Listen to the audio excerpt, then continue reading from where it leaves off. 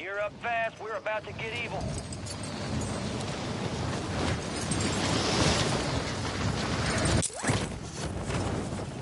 Enemy soldier incoming.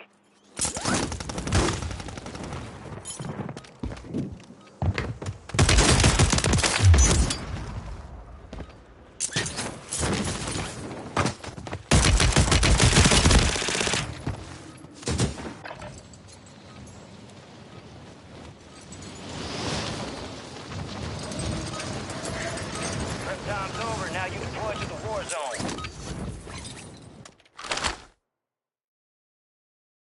Prep for dust off. We're up in 3 mics. Let's move. Things all here. Word came down. We are green to go. So gear up, grab your shoes. We're going to the war zone. You are cleared hot on all threats. Watch your ass down there.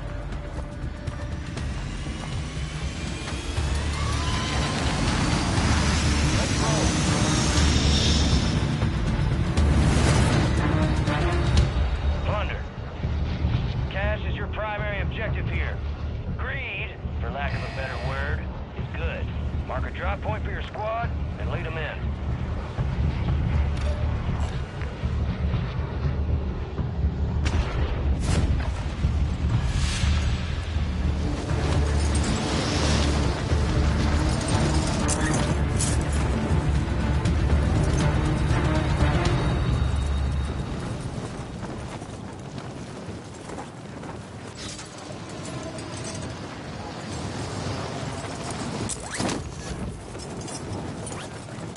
Enemies are dropping into the area. Watch the skies.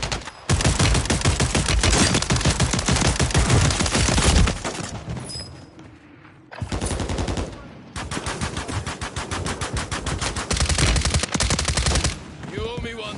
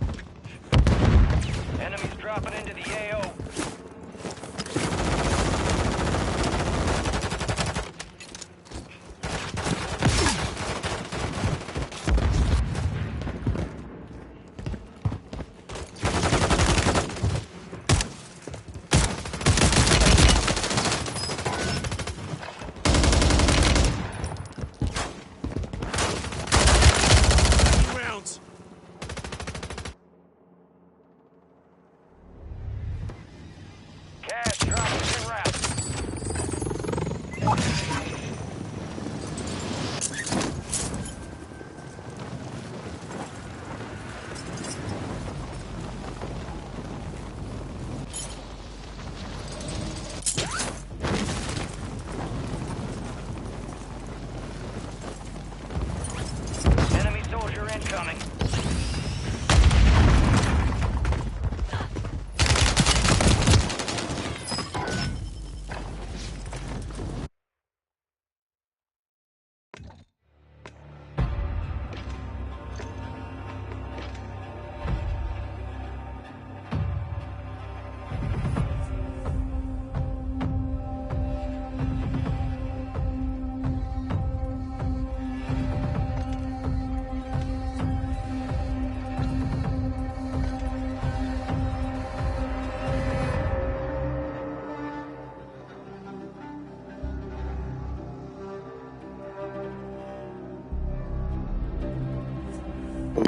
I'm getting so fucking tired of this camping bullshit, dude. Yeah, I'm about ready to just stop playing this at all. Just maybe give it up till after, I don't know, maybe something else comes out. This is bullshit. He had no time to escape, and his cartel lookouts didn't know what had happened until it was too late. Like kids throwing a tantrum, cartel members lashed out their frustration at innocent citizens and the Mexican military. They set buses on fire, blocked the streets, and shot at military helicopters and passenger jets at Culiacan's airport, forcing authorities to shut down the airport. The devastation lasted for several hours, and about 29 lives were lost, 10 soldiers and 19 cartel members. 12 hours after his arrest, Ovidio was flown to Altiplano, a maximum security prison in Mexico, also known as Cerezo No. 1.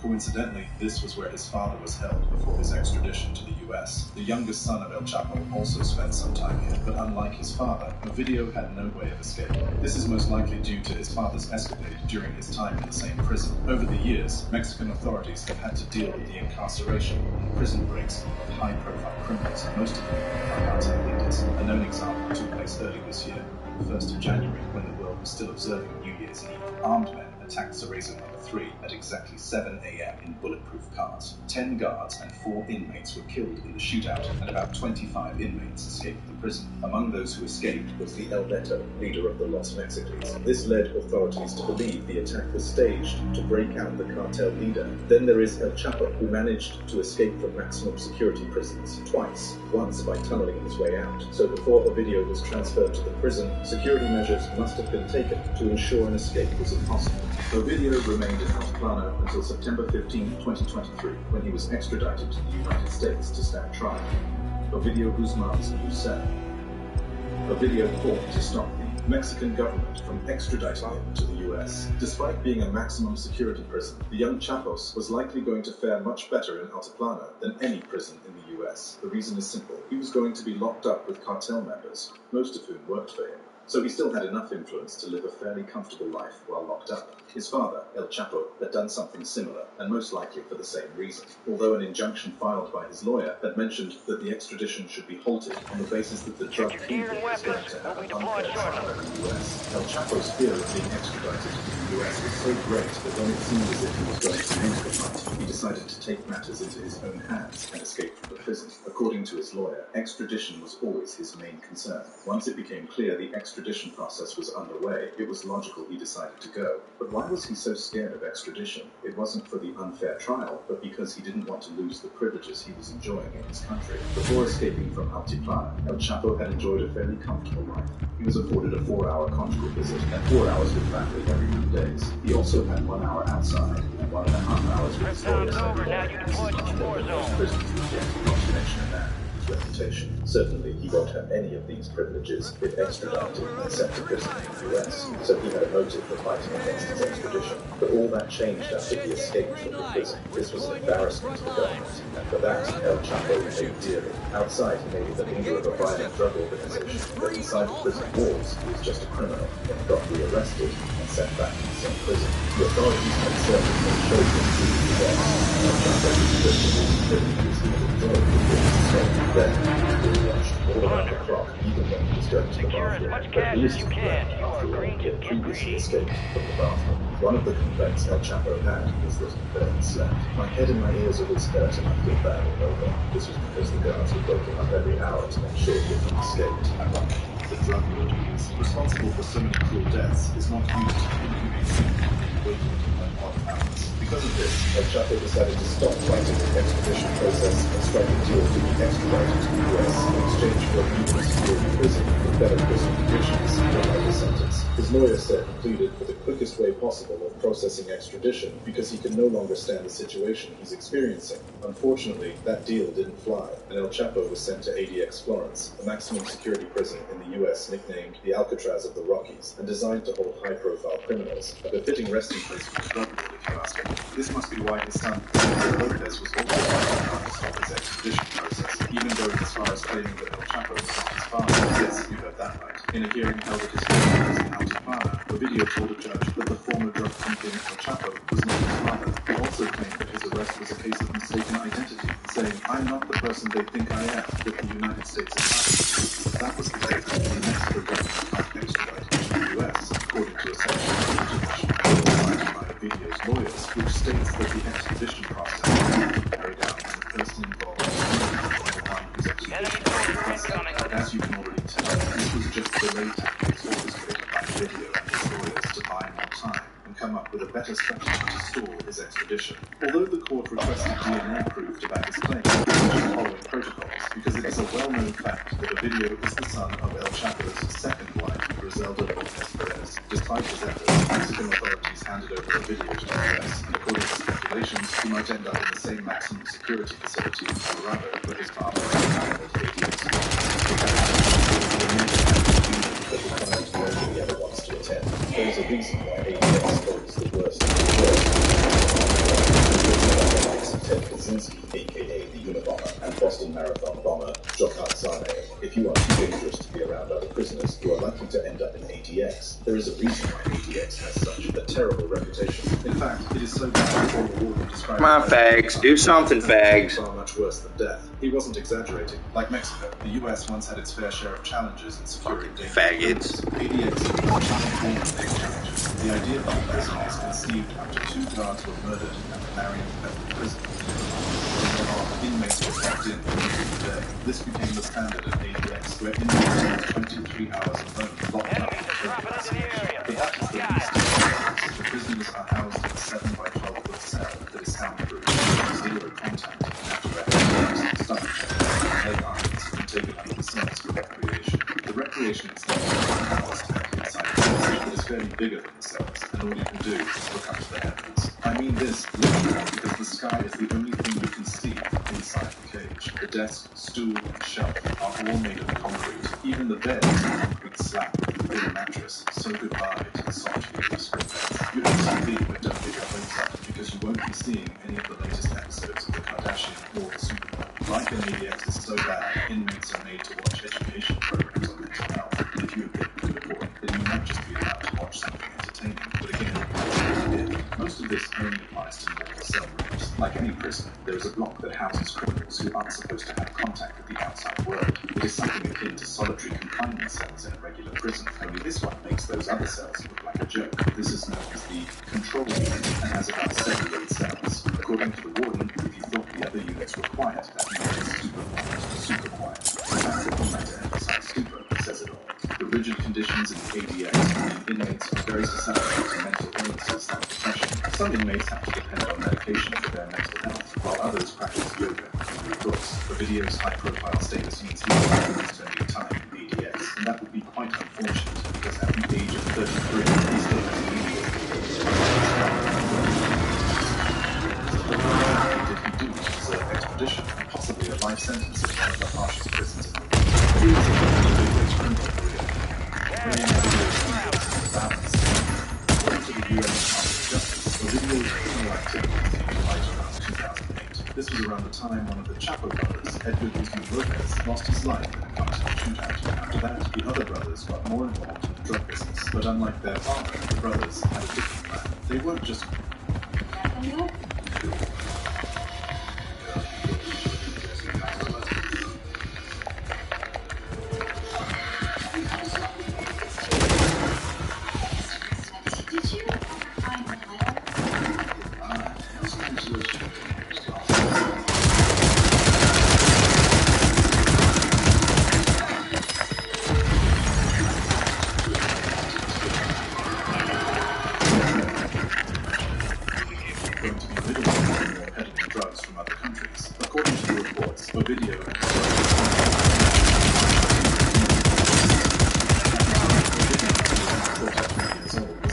However, he was already showing signs of being an astute businessman. The brothers also had a private competitor.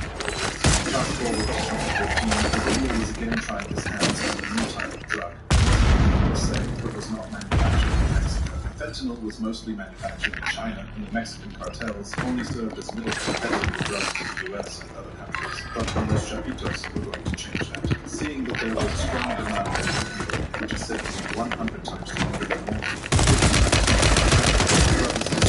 Kiss my fucking dick, bitch! They started manufacturing the drugs themselves. Straight bullshit. Fucking bullshit. $40,000 from just $800 worth of chemicals used in manufacturing the drugs. The brothers used the profits they made to secure their position as the successors of the Sinaloa cartel. But their success made them enemy number one, placing them in the crosshairs of the United States for obvious reasons. The deathly drug was killing Americans at an alarming rate. It is said that one American died. Fuck off, I'm getting money, dude. Every 8 minutes, and in 2021, the Fucking bullshit. Fuck you, I'm going for your bitch ass. So it wasn't so surprising when the US drug law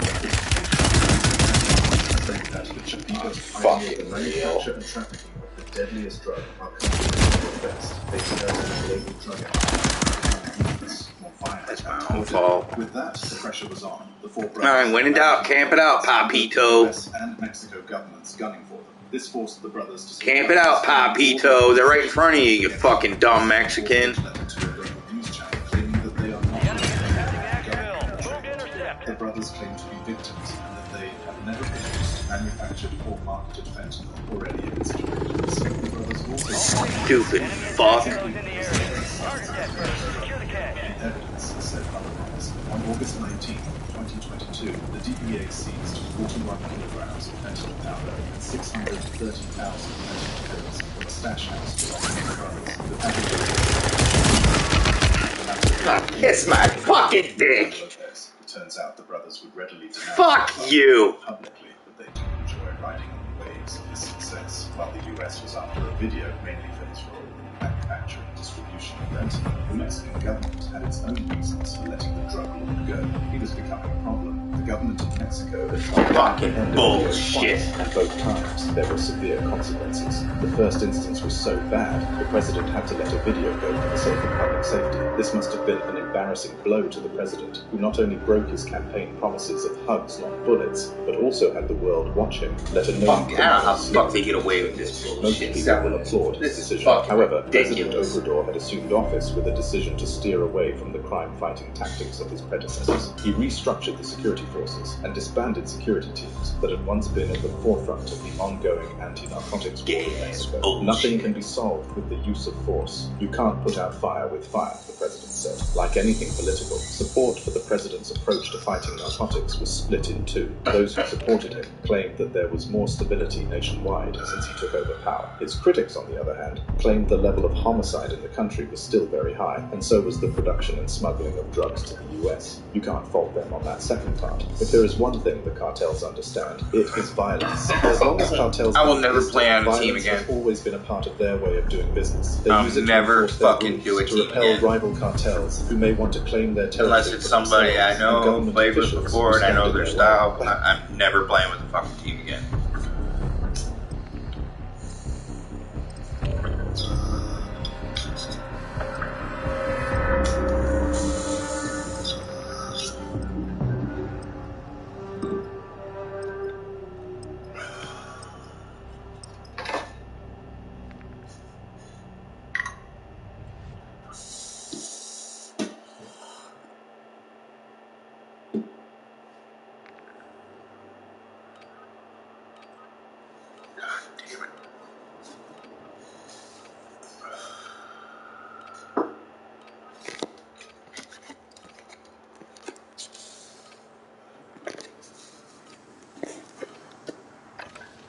Use this time for some target practice. Real thing's coming soon.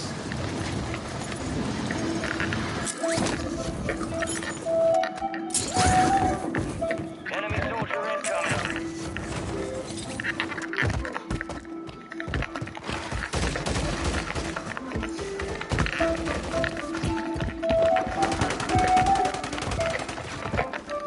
Come on, motherfucker.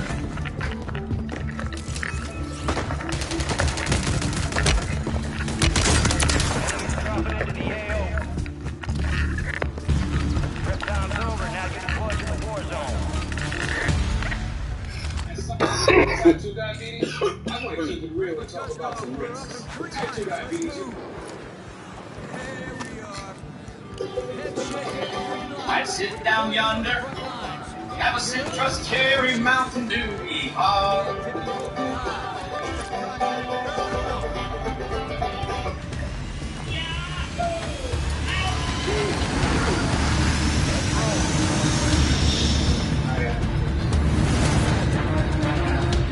Plunder.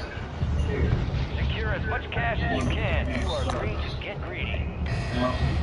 Your team leader set a drop point for your squad. Enemies are dropping into the area. Watch the skies.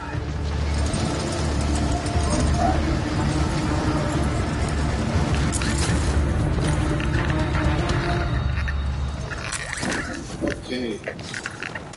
This is Mountain Dew Citrus Cherry. It's the new flavor. Yeah, try it out.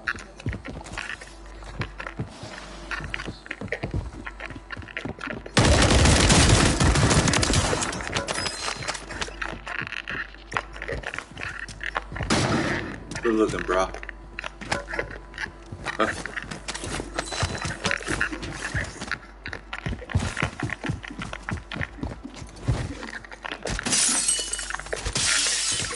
It's cherry, but it pours orange. That might be where the citrus comes in.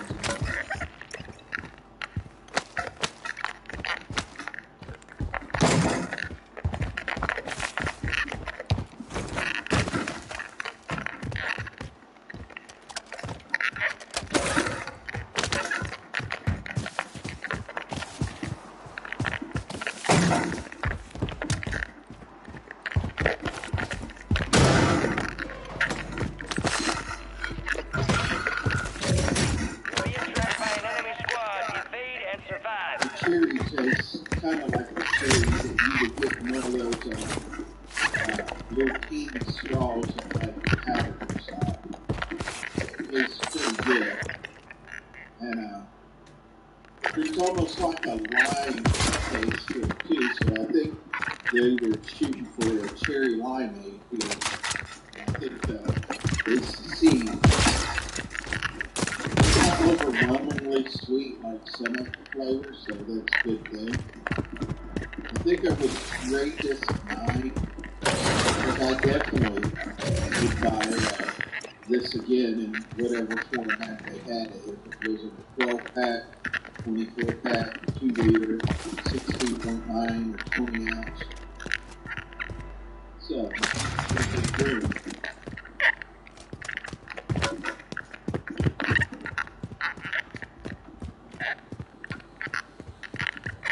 People are going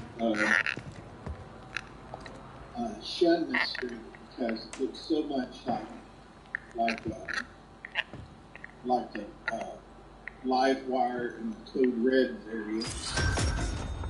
They might not even know it exists, but it ranks right up there with the good solid tasting stuff in the code red line.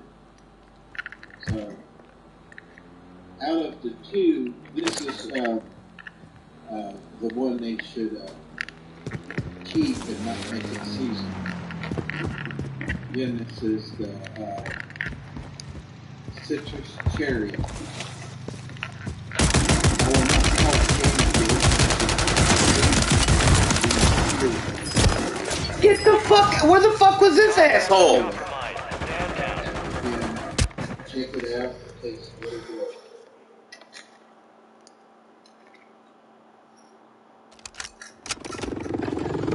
Son of Manny, JJ, who is also known as the Star He needs a whole barrel of this stuff delivered to his place of full. So, somebody needs to make that happen.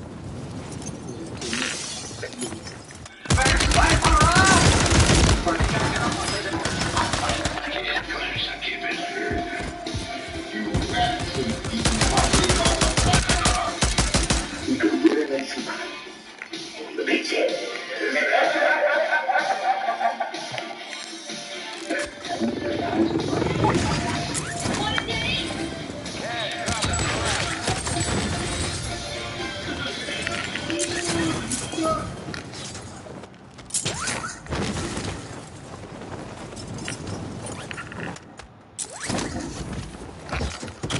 What's going on, Kevin Hart? I want to welcome you to season 1 of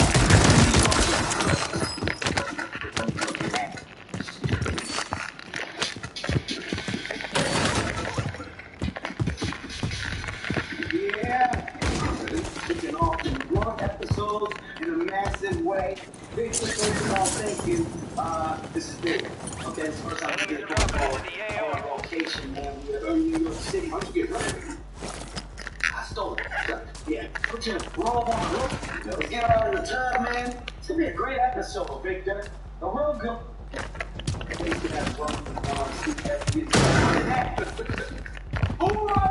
Who you on the statue? Offensive. We're doing that in HR for the environment. We gonna sit on the back of the tub, man. We started off simple. We do this all the time. Yeah. Ladies and gentlemen, this is cold as balls, and oh my God, this is our New York episode. On today's show, we got my guy, Victor Cruz, joining us. We gotta start off by talking about football. I gotta talk about the Giants, and not in like a podcast. Yeah, it doesn't feel like well, no secret. When you started with Giants, I knew it. Yeah, you know it's no secret how I feel about the New York Giants. And how is that for the people that actually don't know? Well, I like that. But I will say one thing that I have to appreciate. Your loyalty to this team is insane. Do you feel like life as a Giant is good as a Giant? I think it is. I think it's better when you obviously win the Super Bowl here. So it just gets a little bit different. What you did very well is you incorporate the personality of the play. And when you talk about branding, when you talk about building What's that? there's frustrations, Victor. Now, if I got one Statue of Liberty, I don't need two. Why did you come in the same damn outfit, and why are you doing the same thing she's doing? Look it up. It was fantastic. No, he does not look fantastic. It's the roach. Where's Stupid. the roach? I think you made it. It was so big. Yes. You do want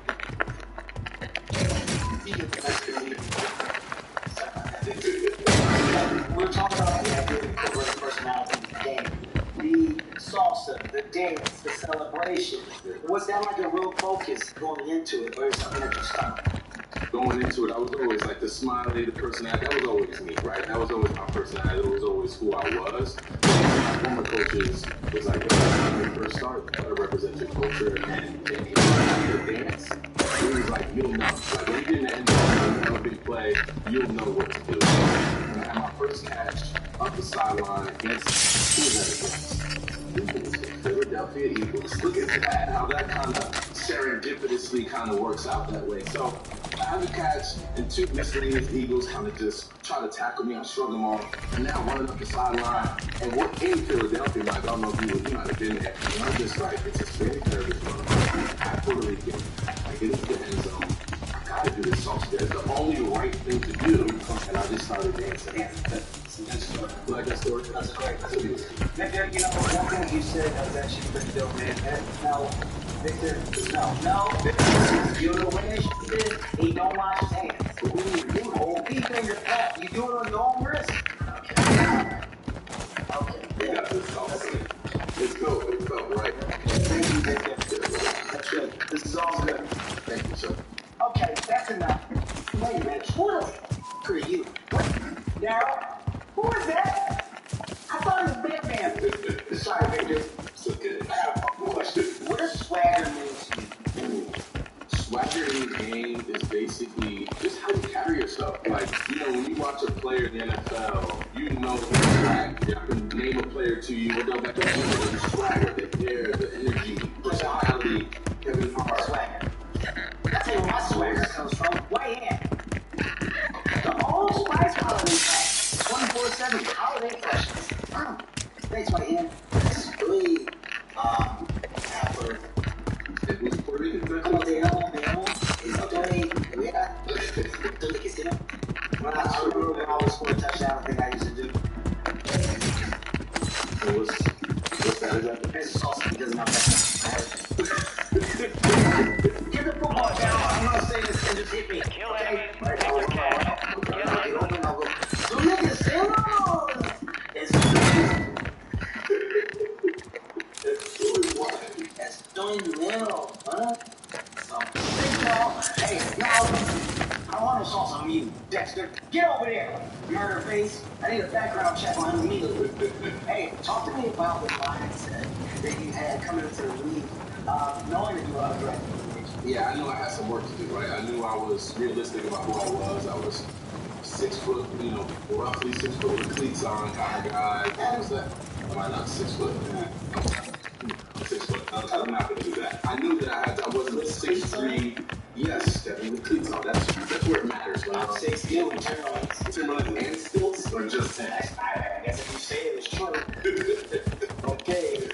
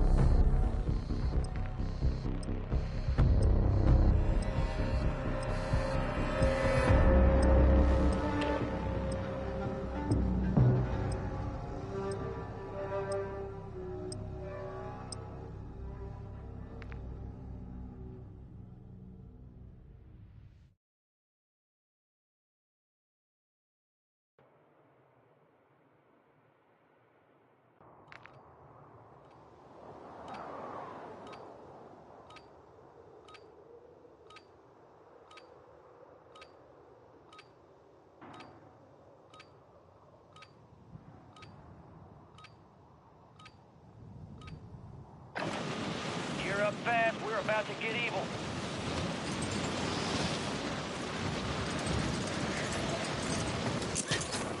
Enemies are dropping into the area. Watch the skies.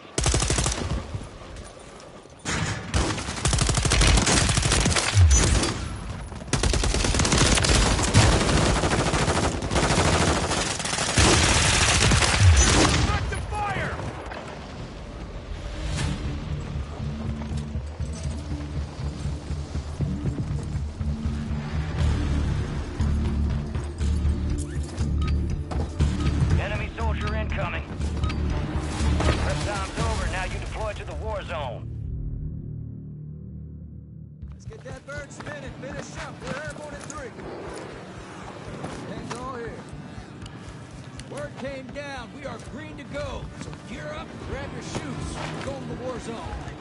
Rules of engagement are simple. Weapons free on all threats.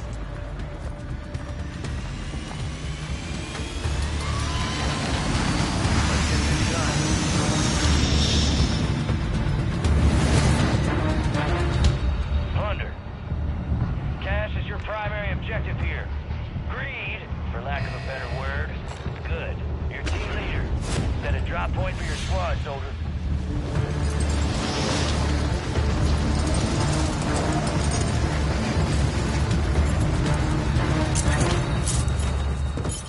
Enemies dropping into the AO.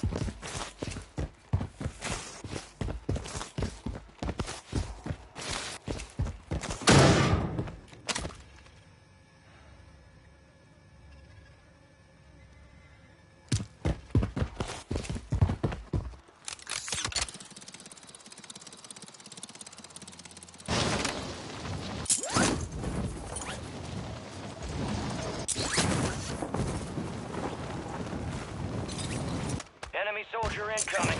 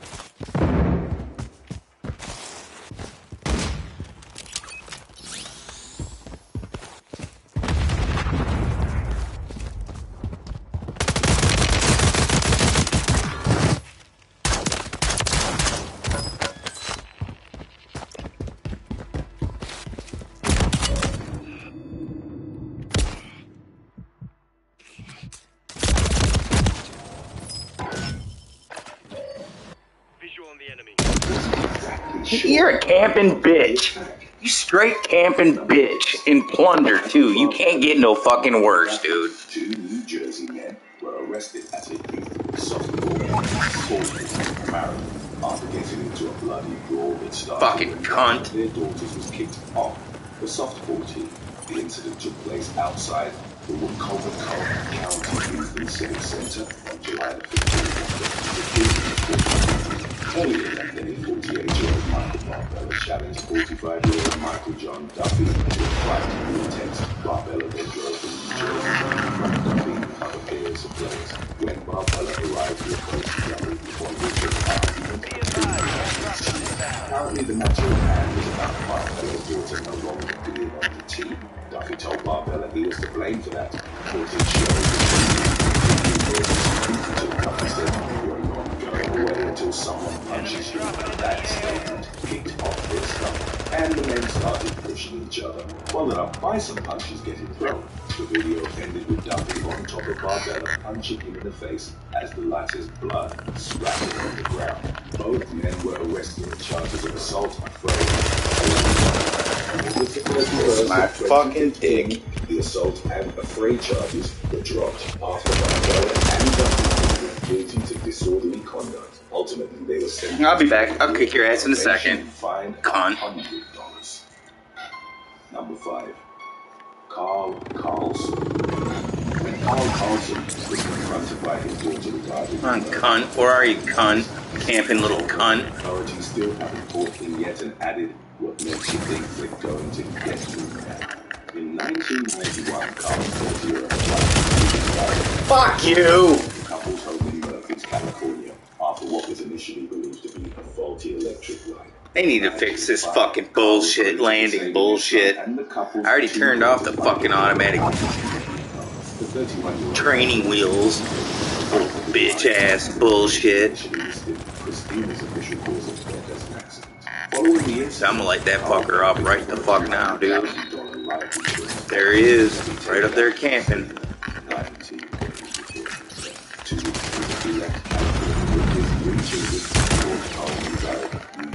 Where he eventually remarried. In 2008, Carl's son Levi, who was aged 23 at the time, was crushed while working on his father's truck. The truck fell off a single jack and landed on top of him. His death, like his mother's, was also little accident.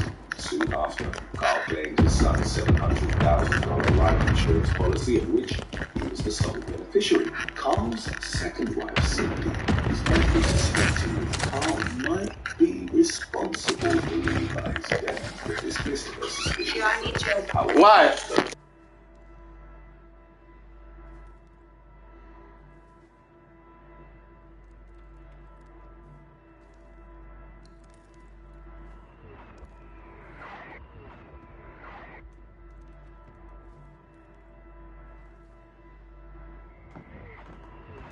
Enemies are dropping into the area. Watch the skies.